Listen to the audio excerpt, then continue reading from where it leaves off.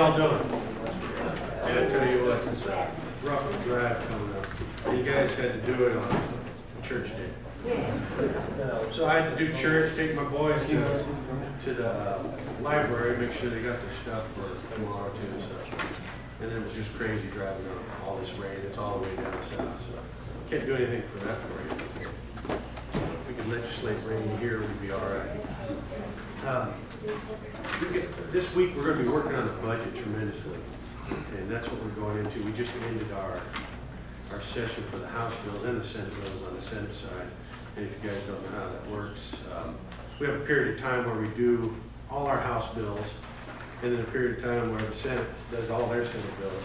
And we're in transition, so a week or two we're going to flip-flop our bills, and that's the bicameral system we have. So when we flip-flop them, we'll start here on the Senate side, and the House will start here on our side. And at that point, that's what we choose to go to the governor, and the governor chooses to sign on those. So. But now we're going to be heavy in discussions for the budget situation, and I don't know, it's not good. Looks like we're still losing money, but I just read today from our joint legislative budget committee, I read in an email stated that our revenues are higher than they thought they were going to be. So we're actually gaining more revenue right now, and that's before the 1 cent referral goes out to the ballot. Now I'm not a big fan of the 1 cent referral, so I didn't vote aye on that. I don't like it, don't believe it. There's another tax out there, it raises taxes. But I did vote for it twice last year, and that was because I wanted to make sure we had our tax cuts involved in that, because I believe tax cuts are going to stimulate our economy. So if we can get back to those, that's going to be one of my bargaining chips that I think we need to do, is to get those tax cuts in. And that would cut our capital gains taxes, it would cut our regular taxes, our regular income taxes, which small businesses use to do their taxes, and that's what we need. We need to make sure that our small businesses are taken care of. But when I'm here today, I'm here to support Representative Antonori. I want you to know if I had a vote, which I don't, because I don't live in Pima County, we have some weird law that only states that where the person comes from, which is Pima County. That's the county that gets all the votes with PCs. But I will tell you, I have a bill up there so that we can change that so all the PCs will have a voice in the future, I hope.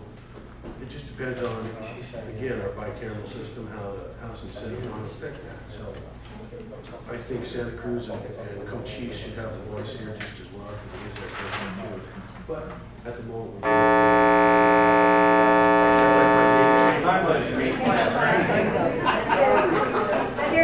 change speakers. But I just want you to know, Frank and I, he's become a good friend. He fights for liberty. He makes sure. Frank and I have become really good friends since we've been up there. We look at legislation together. We've become good friends here with Jonathan too since the time frame. We make sure that we were all tied together at some point, trying to push legislation to make sure it was for LD30, there's no doubt. But again, Frank fights for liberty hardcore, and he'd be a great senator to replace Senator Payton here. And of course, the senator he moves up to U.S. House, that might be something good too, here in LD30. But just want to make sure that you think of Frank when you guys put your votes in. He would be my pick if I could go out and make a choice. So with that, I'll let Ted take it back.